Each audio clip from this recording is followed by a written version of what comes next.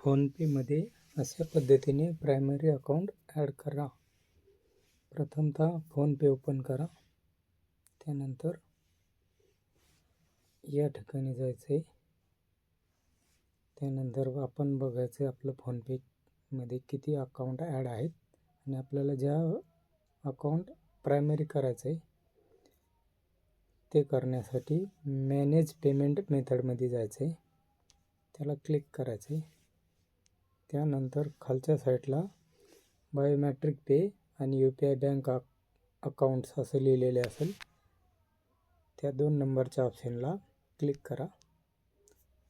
आपल्याला दिसेल की प्रायमरी आणि सेकंडरी अकाउंट कोणचं आहे. तर माझं पहिलं स्टेट बँकेचं आहे आणि जर मला हे चेंज करायचं असेल